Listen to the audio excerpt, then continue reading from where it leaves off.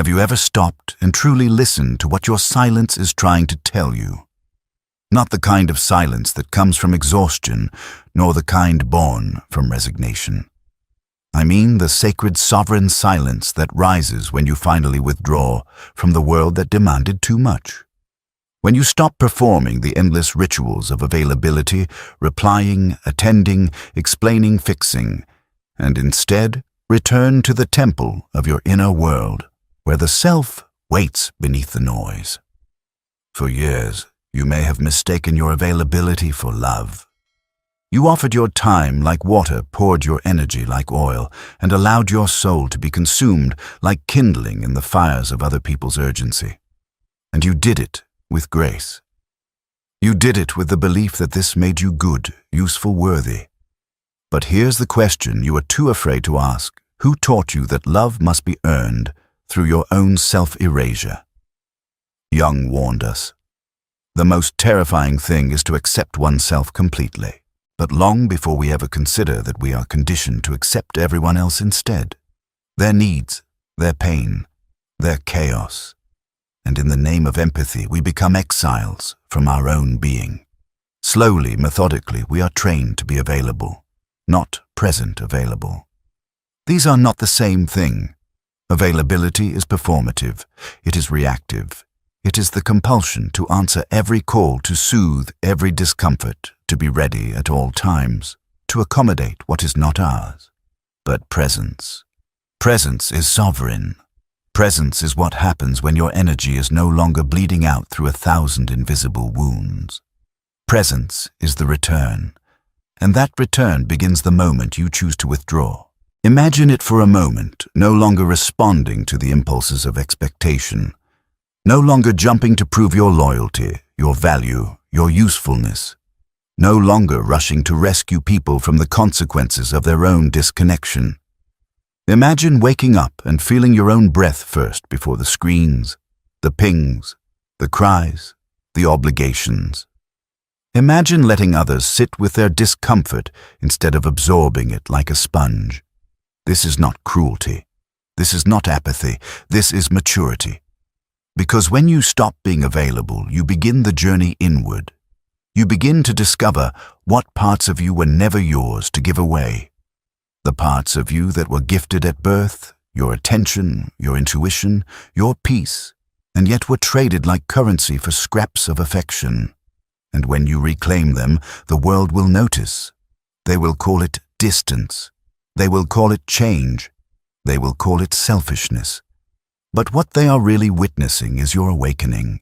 Because availability has a shadow, and that shadow is resentment. The quiet rage of the soul who has given too much for too long, who has silenced themselves in exchange for a place in someone else's story. And that resentment, if ignored, curdles into guilt, then shame, then burnout. Jung called this the cry of the unlived life, a soul screaming from within for the space to become whole. And wholeness cannot be achieved while your energy is dispersed across everyone else's expectations. To become whole, you must gather yourself, piece by piece, breath by breath. You must become intentional with your yes, sacred with your no. This is the power of withdrawal. Not as retreat, but as recalibration. Not to abandon others, but to stop abandoning yourself. There is a deep, often terrifying truth that many never want to face. People are not addicted to your presence, they are addicted to your compliance. They are used to the version of you who always says yes, who softens every boundary, who betrays their inner voice to keep the peace. But peace without truth is bondage. And the moment you begin to speak the truth of your own energy, what drains you, what nourishes you, what your soul can no longer carry, you upset the balance of those who benefited from your silence. And that's where the real test begins. Because when you stop being available, the masks fall.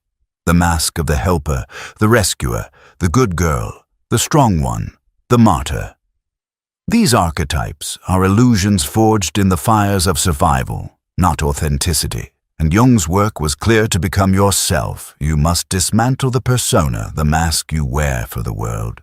You must enter the shadowlands of your psyche and face the fears that kept you performing availability like a duty. Fear of rejection, fear of abandonment, fear of being alone. And beneath those fears, a deeper wound, the belief that you are not enough unless you're doing something for someone else. This is the inheritance of the wounded child within you, the one who learned that love must be earned through sacrifice. But you are no longer that child. You are an adult with the power to choose a different way. And the first act of that power is withdrawal, not as punishment, but as reclamation. You are not punishing the world by pulling back.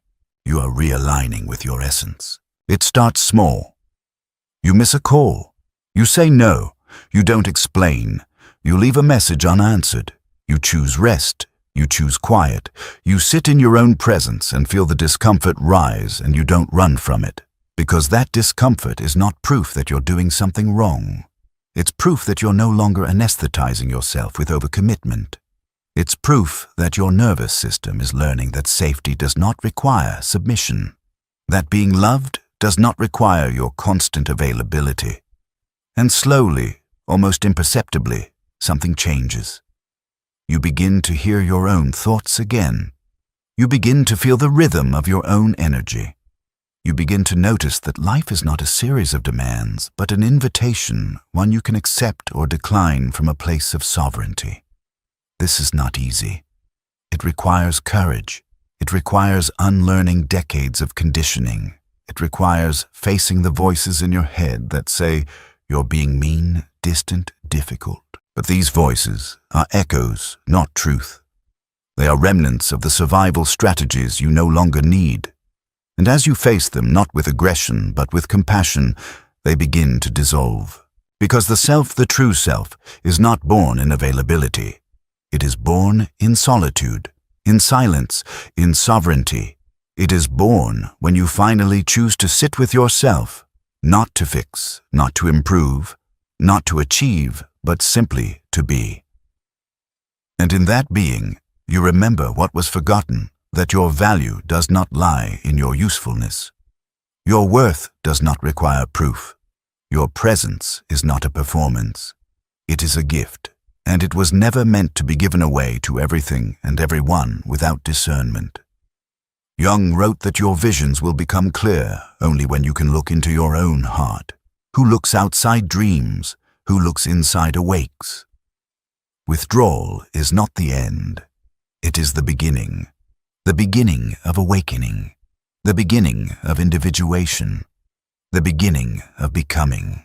Something strange begins to happen the moment you stop being available, not just physically, but psychologically, spiritually, energetically. The silence you once feared becomes a mirror, and in that reflection, you see the truth that was always there but cleverly disguised by noise. You begin to notice how much of your life was spent in reaction, how you were molded not by your soul's call, but by other people's demands. Jung spoke of the collective unconscious, a web of archetypes and patterns that we all inherit and act from unconsciously. And the role of the available one, the always there, is one of the most praised, yet most punishing archetypes we unconsciously assume. It hides under names like caregiver, peacekeeper, empath, fixer, nurturer. But its true name is abandonment of the self in favor of being needed. Because when your identity is built around usefulness, your existence depends on your utility. And so you become a living tool, not a living soul. Your value is tied to how often you answer, how quickly you respond, how completely you disappear so others can feel whole. But here's the tragedy. The more you show up for others at the expense of yourself, the more they forget you're human. You become the background noise, the silent engine, the invisible support beam. They don't see the weight you carry, because you've hidden it too well. You've worn the mask of ease so convincingly that even you've forgotten what heaviness feels like. Until one day your soul begins to rebel. It starts subtly, an irritation, a disinterest, a quiet ache you can't name. You begin to feel tired in rooms that once energized you. You resent the people you once adored. You start canceling plans not out of spite, but out of necessity. This is not you becoming cold. This is you thawing the numbness that has covered your true needs for too long. Because deep beneath the mask of availability is a being who has been silenced for years, a being who remembers what it felt like to create without an audience, to rest without guilt, to exist without performance. And when you stop being available, that being begins to emerge.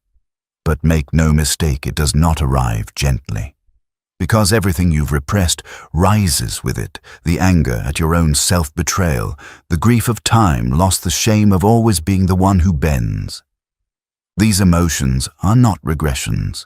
They are resurrections. They are the soul's way of saying, I am here. I matter. I'm not just a vessel for everyone else's journey. And as this voice grows louder, you will feel a sacred rage begin to pulse in your chest, not to destroy, but to defend. Not to attack, but to protect what is finally being reclaimed. This is the stage where many turn back, because they were taught that anger is dangerous, that boundaries are selfish, that saying no means closing your heart. But Jung taught that integration requires facing the shadow, not slaying it. Your anger is not a monster. It is a map. It points to every place you gave yourself away. It shows you where your yes was stolen and your no was buried. It shows you the wounds hidden beneath your smiles and nods and overcommitments. And when you stop being available, these wounds don't disappear, they speak. They demand acknowledgement.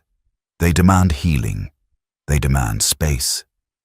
This is where the real work begins, not in removing the pain, but in listening to it, sitting with it, unlearning the idea that your worth is dependent on how much you can carry for others.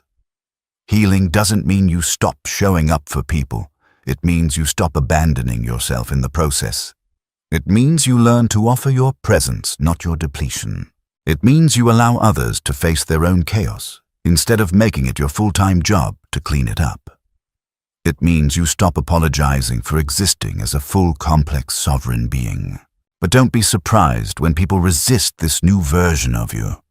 They were attached to your availability because it gave them certainty, control, comfort. When you change the rules, you disrupt their patterns, and not everyone is ready to face what that disruption reveals. Some will accuse you of being distant. Others will try to guilt you back into your old role. But none of this is truly about you. It's about their relationship with their own inner emptiness. When you stop being available, you hold up a mirror. And in that mirror, people are forced to see what they've been avoiding. The loneliness they tried to soothe through your constant presence. The responsibility they tried to avoid by leaning on your strength. The emotional labor they outsourced to your kindness. You were the salve, the distraction, the comfort zone. And when you remove yourself, they must face what remains. This is why withdrawal feels like violence to the unhealed. Because they were never in relationship with yourself, they were in relationship with your role. And when the role dissolves, so does their illusion. But here lies the alchemy. The more you commit to this path, the more you begin to feel the return of something ancient. Power. Not the kind that dominates or controls, but the kind that is rooted, embodied, unshakable. You begin to realize that your presence has weight, that your time is sacred, that your energy is not infinite. You begin to discern, you begin to choose, you begin to replace the reflex of availability with the ritual of intentionality. You no longer give because you should, you give because it aligns. You no longer attend because you're expected, you attend because your spirit says yes. You no longer say, I'm here, when your soul is whispering, I need to go. And in doing so, you create a life that is no longer about surviving the demands of others, but about honoring the rhythm of your own becoming. You slow down, you breathe, you create spaces that nourish you, not just impress others. You become a living boundary, not a wall, but a gate. Open when it serves, closed when it must be. And this gate is guarded not by anger, but by love. Love for your own inner world. Love for your limits. Love for the self that is finally learning to feel safe in its own company. And from this place of internal safety, something miraculous happens. You begin to attract people who are not addicted to your availability, but inspired by your authenticity. People who don't need you to shrink to feel secure. People who honor your no as much as your yes. People who are not threatened by your boundaries, but uplifted by your clarity. These are the people who walk beside you, not because you carry them, but because you see each other. And for the first time in a long time, you feel what it means to belong without betraying yourself. You feel what it means to rest without guilt. You feel what it means to say no and still be loved. And slowly, your nervous system begins to recalibrate. It learns that silence is not abandonment, that solitude is not punishment, that your soul was not designed to be on call 24/7 for a world that does not know how to hold space for itself. You are designed for something deeper, something slower, something truer. And you'll never find it in the noise of constant availability. You'll only find it when you finally turn inward and listen. There comes a moment in your journey inward where something begins to break, not in a destructive way, but in the way a cocoon must tear open for wings to spread. It is in this quiet rebellion, this sacred rupture, that you begin to see the myth for what it always was, the myth that your availability made you valuable. It never did. What made you valuable was the soul you abandoned to perform that availability. And now, as the performance ends, you feel the tremors of your own rebirth. The stillness becomes less foreign, the silence becomes less threatening. In fact, they begin to feel like home. You sit longer with your thoughts. You don't rush to explain yourself. You allow conversations to pass like weather without inserting yourself to hold up the sky. And as you reclaim this space, your perception shifts. You start to notice the ways in which you were conditioned to override your body's signals. How you used to smile when you were uncomfortable. How you said, of course, when you meant not this time. How you kept giving even when your chest was tight, your heart was tired, your spirit whispered, "Please not again." That whisper becomes a roar, not of anger, but of truth. It says, "I am here. I have always been here. And I no longer consent to be ignored." Jung would say, this is the stage where the unconscious begins to integrate with the conscious. The mask slips and the self speaks. Not in dramatic gestures, but in small, fierce choices. You stop replying to messages immediately, not out of spite, but because your presence is no longer for sale. You don't go to every gathering. You don't pick up the phone every time it rings. You don't feel the need to justify these things, and it rattles people. You watch how quickly some vanish when you stop being convenient. You see how shallow some relationships were when they were rooted only in your performance. You feel the cold air of loss. But what you lose is never truth. You only lose the illusions you once needed to survive.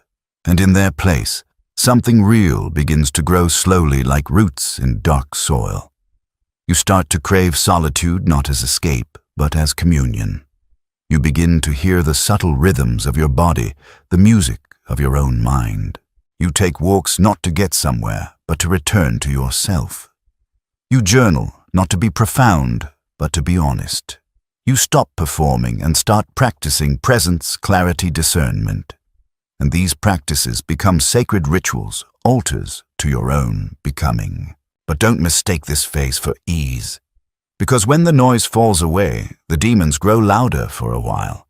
The old voices return, not as truth, but as echoes. You're being selfish. They'll leave you. You've changed. And maybe the worst one, who do you think you are? That last one always comes from the deepest wound, the place inside you that was taught your light must be dimmed for others to feel comfortable. That being loved means being less. That being safe means being silent. But now, with clarity blooming in your chest, you begin to understand your silence was never safety, it was suppression. And your availability was never generosity, it was a contract signed in fear. The fear of being unloved, unchosen, unseen. But the soul doesn't negotiate in fear. The soul only speaks in truth, and that truth is now calling you toward integration. To make peace not only with your boundaries, but with the version of you who never had any. To hold compassion not only for your growth, but for the brokenness that shaped you. Because healing isn't linear, it's spiral.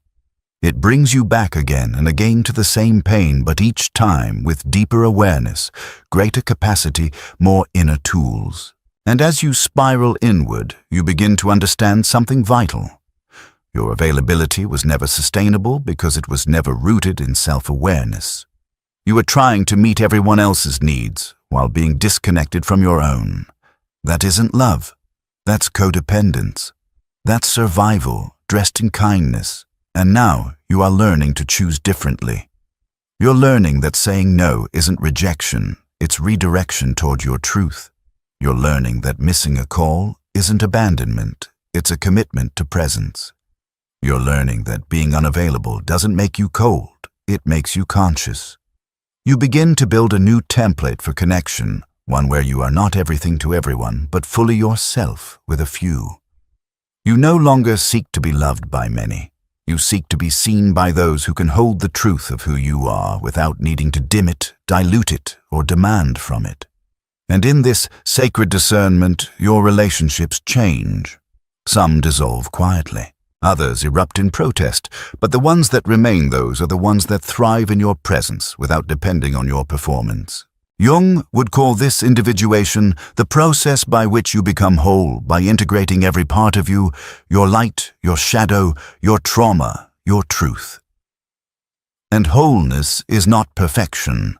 It is alignment. It is knowing who you are and living in a way that honors that knowing.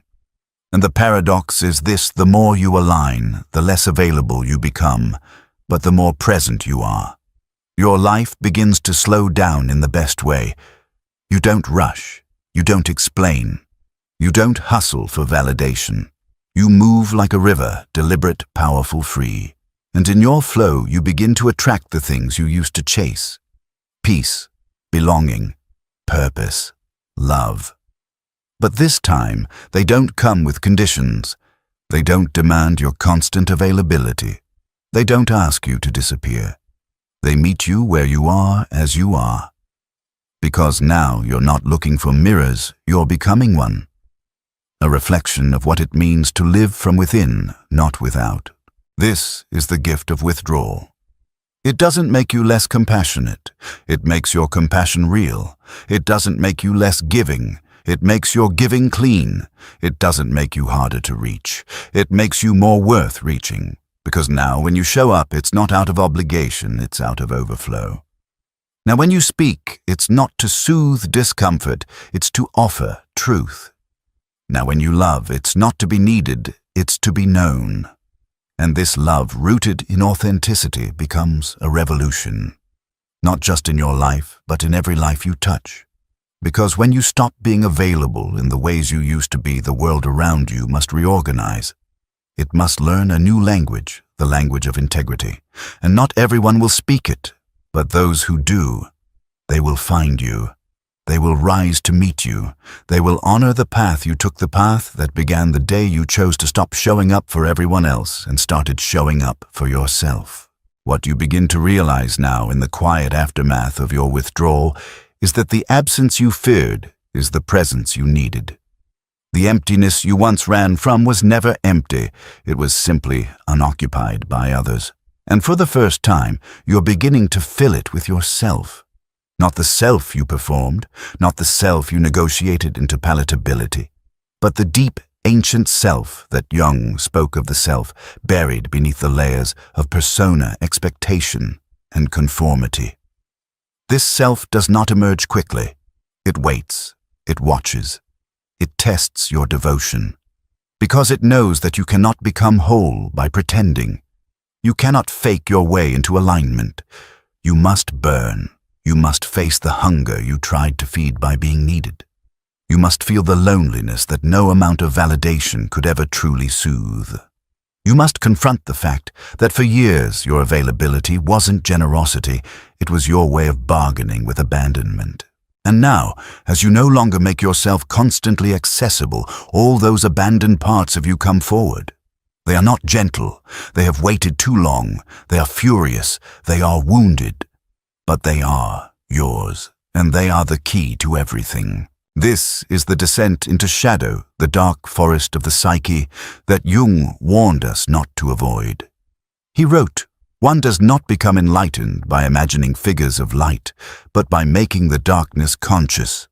And here, in this moment of withdrawal, that darkness rises not to destroy you, but to initiate you. You begin to see the ways your availability was a drug numbing you from the terror of your own depths. You see how every yes was a distraction from asking what you truly wanted. You see how every conversation, every effort, every role you played was a way to delay the reckoning, the moment when you would have to sit with your own unlived life and ask, "What have I done with the only time I'll ever have?" And it is here that the grief arrives. Heavy, holy, unrelenting. Grief for the years lost to overgiving. Grief for the authenticity sacrificed in the name of peace. Grief for the dreams you set aside while tending to everyone else's fire. But grief is not an enemy. Grief is a gate. And the deeper you allow yourself to feel it, the more clearly you begin to hear your own voice on the other side. It is a voice that does not beg to be heard. It simply speaks, firm, clear, steady. And its message is this: I am not here to serve your idea of me. I am not here to be palatable, predictable, pleasing. I am here to be real. I am here to live from the center of my soul, not the edges of your comfort. This voice is not arrogant. It is sovereign. And when you finally allow it to lead, you become a threat, not because you intend harm, but because your freedom exposes other people's cages. You no longer play the game. You no longer appease. You no longer sacrifice truth for belonging. And people feel that. They feel it in your silence. They feel it in your boundaries. They feel it in the way you no longer rush to rescue them from themselves. And some will resent you for it. They will call you distant, difficult, changed. But those words are projections, not reflections. You have not become cruel. You have become clear. You have not become hard. You have become whole. And wholeness does not require explanation. This is the quiet power of no longer being available in the ways you once were. You move through the world differently. You don't perform urgency. You don't explain your every decision. You don't bend to the fear of being misunderstood. You let others hold their own interpretations, because you know now that their perception of you is not your responsibility. Their disappointment is not your burden. Their chaos is not your calling. And in that space, in that refusal to be consumed, something unexpected happens. You begin to feel safe. Safe in your skin. Safe in your solitude. Safe in your boundaries. Safe in your truth. This is not the safety of certainty. This is the safety of sovereignty. The safety that comes when your nervous system no longer lives in constant alert, waiting for the next obligation, the next intrusion, the next guilt-laced request. Your body softens, your breath deepens, your intuition sharpens. You begin to notice beauty again, not the kind curated on screens, but the kind that lives in small, quiet places. Sunlight through curtains, the stillness of early morning. The sensation of saying no without shame. The wonder of being alone and feeling whole. Jung knew that transformation does not happen in the light. It happens in the in-between, the liminal, the thresholds of becoming.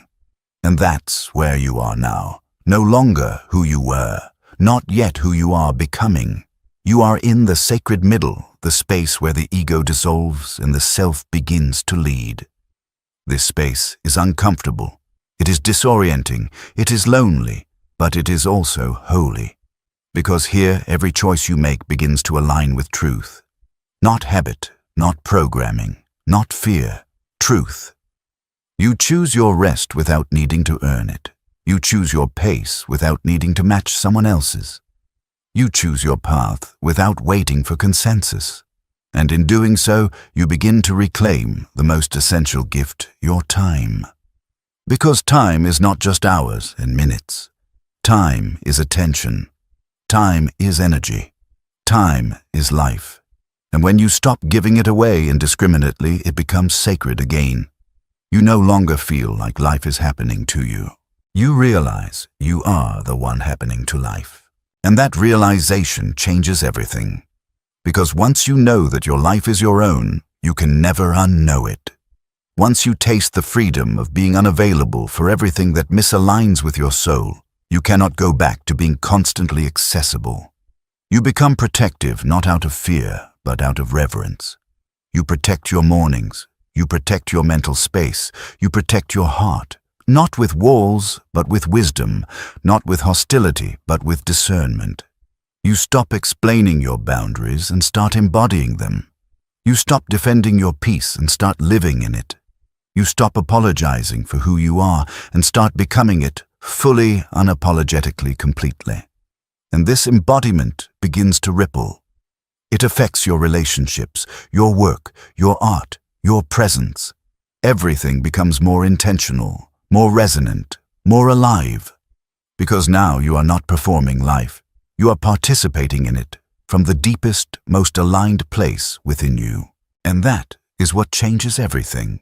And then it happens. Quietly, without ceremony, without fanfare. One morning you wake up and realize that the silence you once feared has become your sanctuary.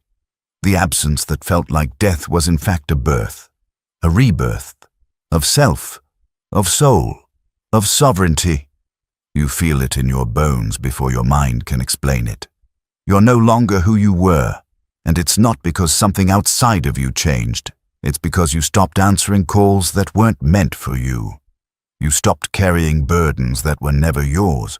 You stopped performing rituals of availability that drained the holy fire in your chest. You became unavailable not to life, but to distortion. You became unavailable to manipulation disguised as connection, to expectations dressed up as love, to demands masked as responsibility. You became unavailable to the you who never had permission to rest, to pause, to say, I choose me. And in this new season of your soul, everything around you begins to reflect that inner transformation. Not always immediately, not always comfortably, but undeniably.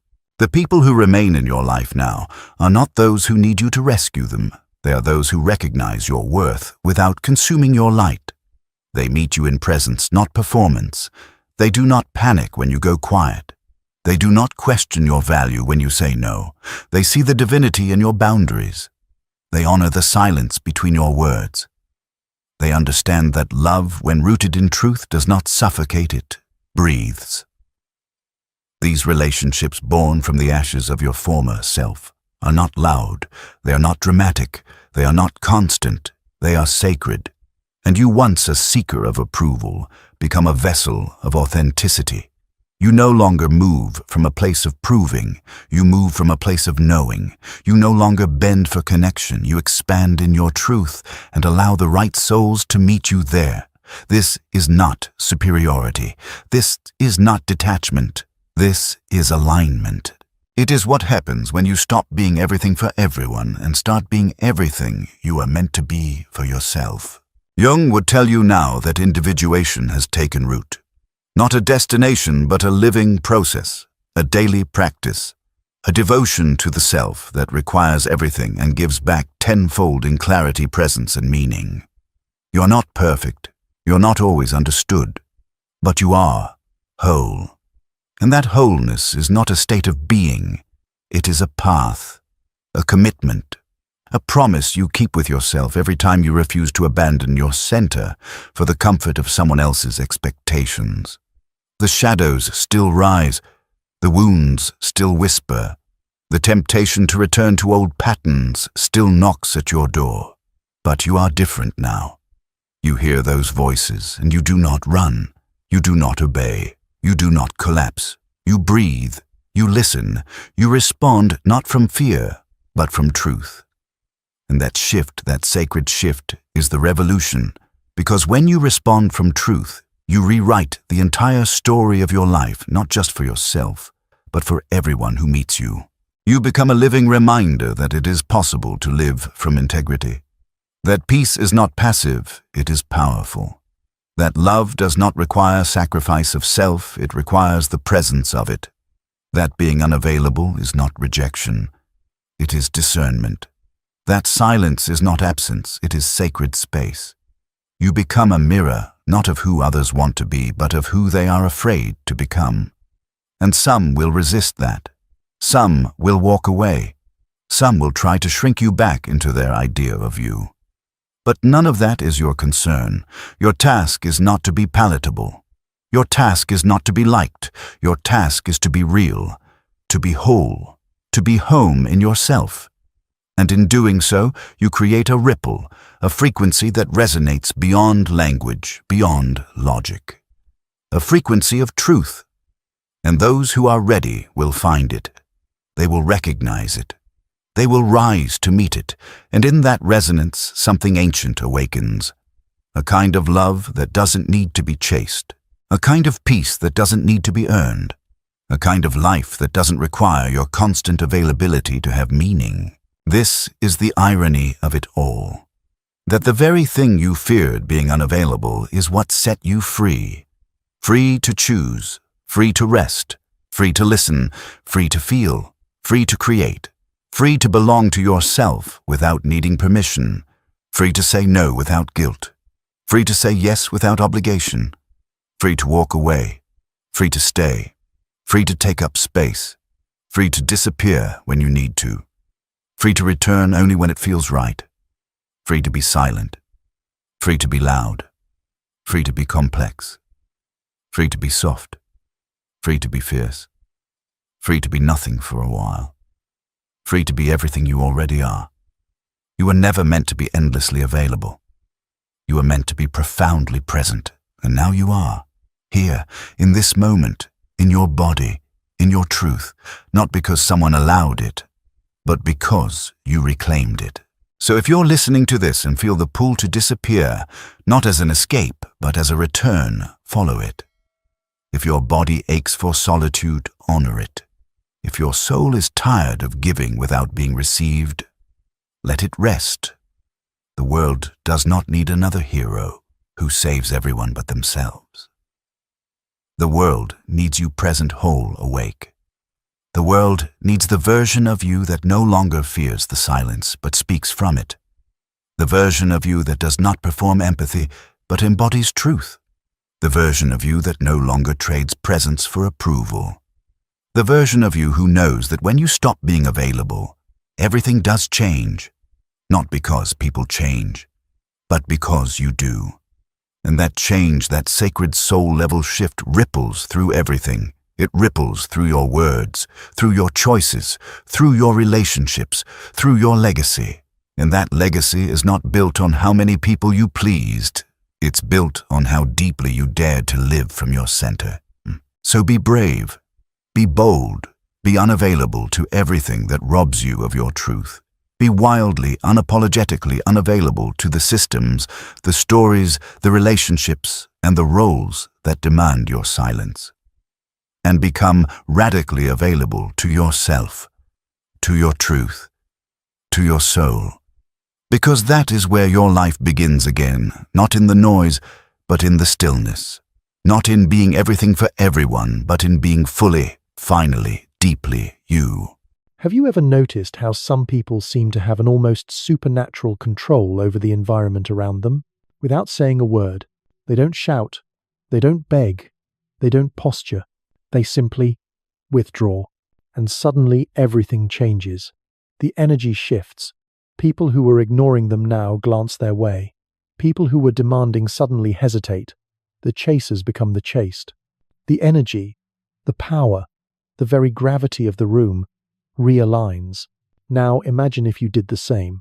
If you stopped reacting immediately to everything. If you chose silence instead of the automatic defensive response. Retreat instead of explosion. What do you think would happen? That's where the point lies. When you stop being always available emotionally, physically, psychologically, the world around you goes into a quiet, confused crisis. Why? Because people are used to controlling you through your reactions, through your impulses, through your predictability.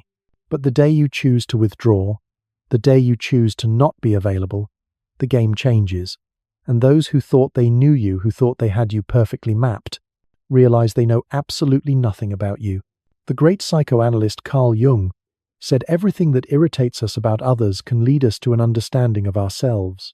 Now, think about this. When you become inaccessible, who really gets desperate, who gets irritated, who tries to provoke you just to elicit some emotion back, this reveals more about them than about you. And it mainly reveals how much you are still being manipulated without realizing it.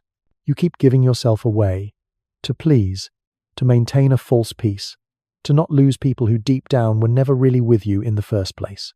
And with every forced yes, every immediate response, every emotional reaction, you give away a piece of your soul, a piece of your finite energy. At the end of the day, what's left? Tiredness, frustration, an emptiness you can't quite explain. But I'll tell you why. It's because you are too available for those who don't deserve even a minute of your silence. This video is not about turning your back on the world. It's about choosing yourself. It's about learning what Jung called individuation, the process of becoming whole, authentic, and complete. And this process begins when you understand that your silence can be stronger than 1,000 arguments. That withdrawal, when it comes from awareness and not from escape, is an act of profound power. So I ask you now, looking right at you, how long will you continue to be controlled by the emotions of others? How long will you react like a puppet every time someone pokes your wound? Maybe it's time to cut those strings, to withdraw, to become a mystery. Because when you stop being available, everything changes.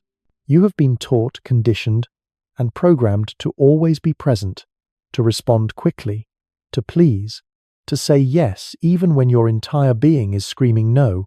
Since childhood, you've been conditioned to believe that your worth lies in how available you are to others. Be nice. Be helpful. Don't be selfish. But here's the truth that perhaps no one has told you with this clarity. This excessive availability is not a virtue. It is a prison. And as long as you continue to think that you need to be accessible all the time, emotionally or otherwise, you will be manipulated, drained, and forgotten as soon as you are no longer useful. Do you know why? Because being always available makes you predictable. And everything that is predictable becomes a tool. People start to use you as an emotional emergency button. They press it when they want attention relief or validation, and then they put you right back on the shelf. You don't realize this because you're trapped in an illusion. The illusion that if I am present for everyone, someone will finally be present for me. But it doesn't work that way. Carl Jung spoke about the persona. This is the mask we wear to be accepted, loved, and recognized by society. And it is exactly this mask that keeps you overly available. It's the office pleaser who stays late every night, not because the work is urgent, but because they are terrified of the boss's mild disapproval if they say I have to leave. They take on extra projects, absorbing the stress of the entire team, hoping for a thank you that never comes. Instead, what do they get? More work. Because they have proven they are the reliable one, the one who will sacrifice their own well-being for the machine. Their availability isn't rewarded. It's simply expected. And the day they finally burn out, they are replaced without a second thought. This is the mask. You say, I'm fine, when you are suffocating. You respond to messages immediately, even when you are exhausted. You explain yourself, justify yourself, defend yourself as if you owe the world an explanation for your existence. But the truth is, the more you place yourself at the center of others' stages, the more you disappear from your own. Being available all the time is a subtle form of self-abandonment. It is a disguised way of seeking approval, avoiding rejection, and trying to control the image others have of you. But this control comes at a price, and the price is your peace. It is your vital energy being distributed as if it were infinite when in fact it is limited, very limited. People who want you available all the time, in fact, do not want you. They want what you provide: validation, company, distraction, emotional comfort. And when you change, when you set a boundary, when you refuse to react, those same people get irritated. They accuse you. They say you've changed or you're being weird. It's not because you changed for the worse. It's because you stopped being functional for them. And here's the cruelest point.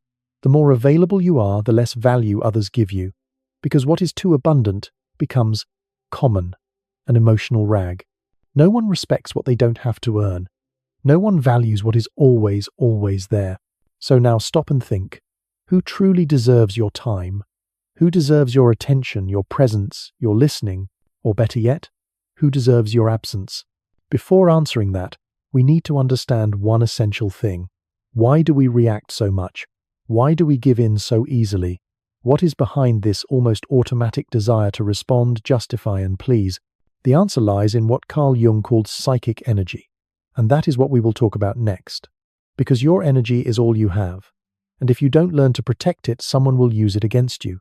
Carl Jung did not see the human psyche as an automatic machine that reacts to stimuli without consequences. For him, our mind is like an energy system, a closed circuit, and every thought, every emotion, and every action consumes a part of that energy. The question is, are you choosing where your energy goes, or are you letting the world decide for you?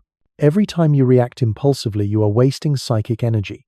When you defend yourself against a criticism that didn't even deserve your attention, when you respond to a provocation just to prove you are right, when you engage in useless circular discussions online or at the dinner table, when you try to please those who clearly do not value you, you are spending your inner strength on what does not nourish you. You are quite literally bleeding out. And Jung was clear. That which you resist persists. The more you react, the more you bind yourself to the very thing you're trying to fight. The more you argue, the more you give it power. Think about a toxic relationship, or even just a bad argument with a loved one. The fight isn't really about the dishes or who was late. It's about a pattern, a trigger. You say something, they react. They react, and you react back harder. Each of you is just waiting for the other to hit their button. You get drawn into a vortex of justification. I didn't say that, you always do this. You spend hours, days ruminating on what you should have said. You try to win the argument in your own head long after it's over. This is your psychic energy being drained without return. You are keeping alive ghosts that should have died long ago. You are feeding dynamics that only exist because you insist on responding. People who live emotionally drained are not weak. They are misdirected. And do you know what happens to someone who lives exhausted? They become vulnerable. And when you are vulnerable, you become easy prey. Manipulative, opportunistic, and emotionally needy people can sense this. They notice that you do not know how to guard your energy, that you react to everything, that you're always trying to solve the world or fix people, and they take advantage of it. Jung said that a healthy psyche is one that knows how to keep energy within the system. This means knowing how to say no without guilt, knowing how to remain silent without feeling like a coward, knowing how to observe. Just observe before acting, because true power is not in reacting. It is in choosing when and how to act. And this is only possible when you know yourself well enough to recognize your own impulses. How many times have you lost sleep over an unresolved conversation? How many times have you spent hours trying to understand why someone treated you poorly? This is your energy, your life force, and it's escaping. Therefore, start observing your own triggers. What makes you react automatically? What comment, what person, what look makes you lose your center? These are the exact points where your energy escapes, and that is where you need to work. Not to become cold or indifferent, but to become selective, to become sovereign over yourself.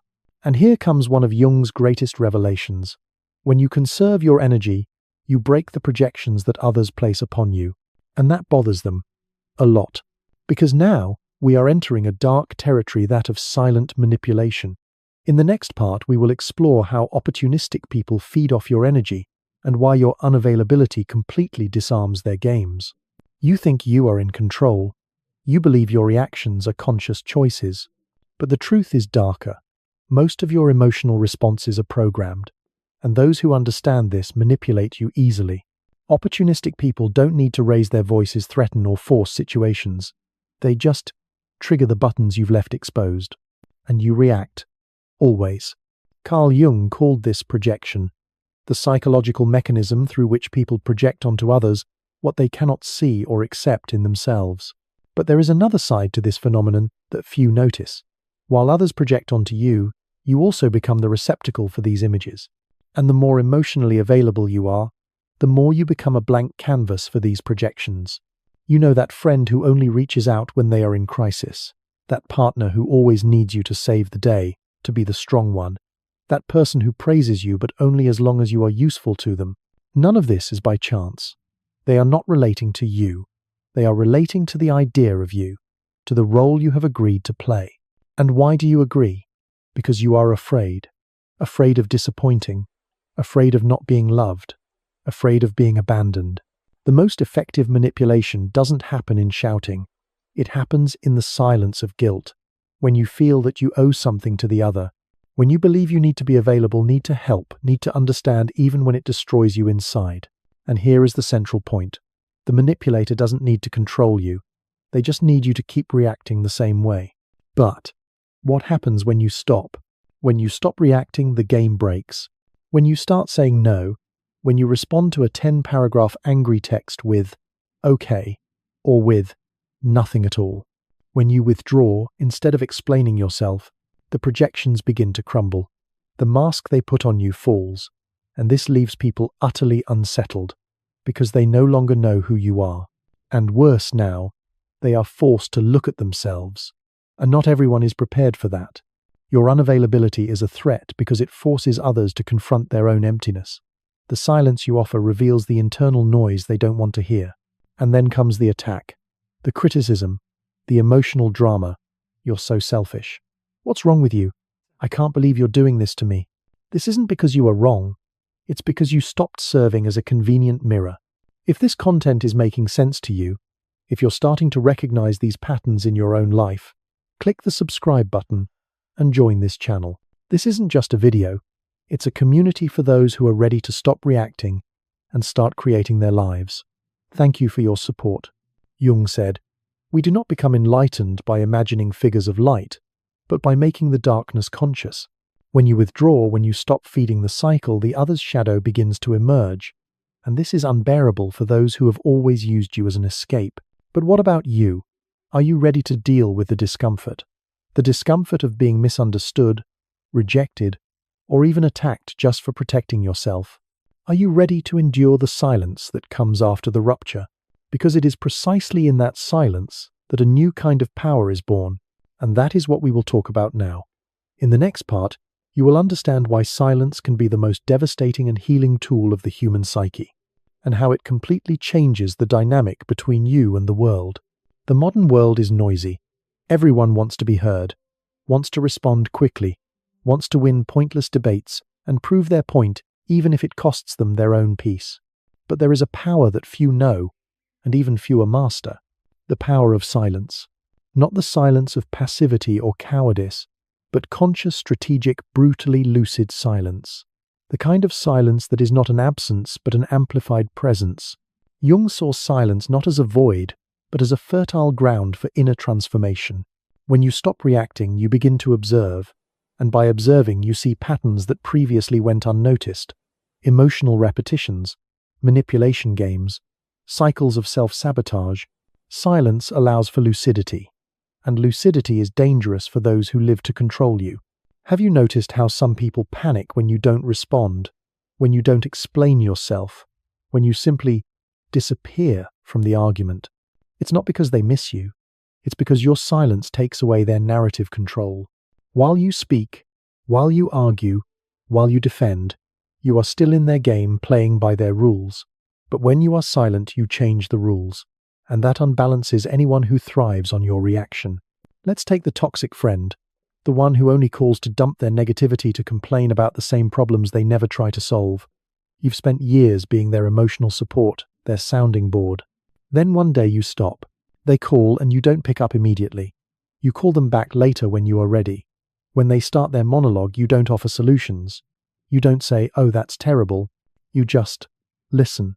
Or you say, "That sounds difficult. What do you plan to do about it?" This strategic unavailability, this active silence, throws them into a panic. You've stopped playing your role. You've stopped being the fixer. Suddenly the friendship, which was a one-way street, is exposed for what it is. Your silence forces them to confront the fact that they weren't seeking a friend. They were seeking a free therapist. And they will either lash out or they will fade away. Either way, you've reclaimed your energy. True silence is not the absence of a voice. It is mastery over one's own energy. It is the refusal to be dragged down by someone else's emotions. It is the conscious choice not to engage in battles that are not worth your wear. Jung said that individuation, the process of becoming who you truly are, requires this distancing, because only in silence can you listen to yourself without the world's interference. But don't be fooled. Silence has a price. It will distance you from people who only valued you for the role you played. It will make you incomprehensible to those who only saw you through their own projections. It will make you seem cold, distant, or arrogant. But all of this is just a reaction from those who never wanted to deal with your depth, only with your utility. And here is the hard truth. The more you mature, the more selective you become with your words, because you understand that each sentence is an energetic investment, and not everyone deserves access to your truth. Sometimes silence is not retreat. It is sovereignty. It is the language of those who no longer need to prove anything to anyone. You don't need to explain your absence. It explains itself, and those who feel threatened by it reveal how much they depended on your imbalance to maintain their own control. But the most powerful silence is not the one that disturbs the other. It's the silence that reconstructs you from within, the silence that connects you to something beyond external approval. It is in this internal space, free from others' demands, that you begin to recover your vital energy, to reconnect with your essence. And this is precisely what we will talk about next, because it's not enough to just cut out external noise. You need to relearn how to use your energy consciously, to choose where it goes, where it stays, and most importantly, where it should never be wasted again. It's time to learn to be selective, with your very own soul. It's no use understanding all of this intellectually, if in practice you continue saying yes when you mean no. If you keep responding to messages that bother you, if you keep participating in empty conversations, if you maintain relationships that only exist out of inertia, awareness without action is just another form of self-deception. True transformation begins when you firmly decide to become selective, and this requires emotional discipline. Conscious unavailability is not about being cold, arrogant, or indifferent. It's about no longer being accessible to anyone at any time for any reason. It's about taking back control of your own energy, your own time, your own peace. And this starts with small, concrete actions. It's not responding to a text immediately just because you saw it. It's breathing, just breathing, before reacting to a provocation. It's leaving a discussion before being dragged into the chaos. It's turning off your phone without guilt. It's saying, "Not today." It's saying, "I'm not interested." It's saying, "I won't get involved." But here's the most important part. You do not need to justify your absence. You don't need to explain your silence. You don't need to write a 3-paragraph essay on why you can't attend that event. "I'm not available" is a complete sentence. You owe nothing to anyone but yourself. And this, for many people, is unforgivable. Because when you refuse to explain yourself, you take away the other person's power to keep you within an emotional narrative where you are always the helpful, understanding, accessible one. Carl Jung understood that every process of individuation goes through isolation, but not a depressive isolation, a sacred isolation, a time of inner retreat, where you relearn to listen to your own voice without the world's interference, where you rebuild your identity not based on the gaze of others but from your own center. Want to know a good thermometer for your evolution? Observe who starts to distance themselves from you when you become more reserved. Observe who tries to provoke you just to get a reaction when you stop reacting. Observe who accuses you of having changed when you finally start to protect yourself. These are not signs that you are wrong. They are proof that you have begun to free yourself. Being unavailable is uncomfortable at first. You will feel guilty. You will think you are being selfish. You will hear that you are being too harsh. But this is part of the deconstruction process. You have spent your life being conditioned to put yourself second. It's natural that the change causes discomfort not only in you, but in everyone who benefited from your old, depleted version. Conscious unavailability is the foundation of self-determination. When you say no to the world, you are saying yes to yourself. When you withdraw from a toxic environment, you are reaffirming that your peace is worth more than any false connection. And when you stop explaining yourself, you begin to be respected, even if it's by few. But not everyone is ready for this type of presence, because your emotional absence will expose wounds they do not want to face. It will reveal how much they depended on your emotional chaos to feel in control. And it is at this moment that the rupture comes. And with the rupture comes the pain, the loneliness, the estrangement, the feeling that you are losing something, when in fact you are just freeing yourself. But what happens after that? What comes after the distancing? What is born from the silence? In the last part, we will talk about this, about the rebirth that only happens when you have the courage to be misunderstood, to be alone, and to become whole on your own. It's time to understand why the solitude of the strong is the path to true freedom. When you stop being available to everyone, something profound and terrifying begins to happen. First comes the silence, an uncomfortable echoing silence that seems to scream inside you. You will wonder if you did the right thing, if you are being too harsh, if you are losing people who you thought liked you. But gradually, this silence transforms. It begins to cleanse, to calm, to heal. And then comes solitude, but not the solitude of absence, not the loneliness of, I have no one. It is the solitude of total presence, your own, the solitude of the strong, the solitude of one who no longer betrays themselves to keep others close. And in that space where there was once confusion, clarity enters. Where there was once anxiety, peace enters. Where there was once neediness, a new kind of strength enters, the strength of being whole. All by yourself. Carl Jung said that the process of individuation, becoming who you really are, requires you to distance yourself from the collective, that you disidentify from the mask, that you walk alone for a while. And that is exactly what you are doing when you decide to become unavailable. You are not fleeing the world. You are returning to yourself. It is at this point that you stop being a reactor and become a creator. You cease to be shaped by circumstances, and you begin to shape your reality from within. The people who feel uncomfortable with your absence, they reveal that they never wanted you. They wanted the role you played. And now that you no longer fit that role, they don't know what to do with you. And that is liberating. You will lose people, yes. But you will find yourself. You will distance yourself from places, yes. But you will reconnect with your essence. You will become misunderstood, yes. But finally, you will begin to be respected. Because when you are no longer available for anything, you become valuable, rare, unforgettable. And don't be fooled. This is a rebirth, a new beginning, the start of a life where you are no longer available for emotional crumbs, for mind games, for voids disguised as affection. Now, you only accept what resonates with your peace, with your truth, with your wholeness.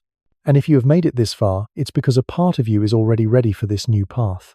A part of you has already understood that being loved means nothing if for that you have to abandon yourself. And that true self-love begins when you choose yourself, even if it costs you being alone for a while. Now tell me in the comments, are you ready to be misunderstood, rejected, or even hated in the name of your inner freedom? Are you willing to pay the price of being you? If this message touched you, if it made sense, write in the comments, I choose my peace. Let's see how many here are ready for this transition. And don't forget, keep watching. The next video is important, much more than you imagine. See you there.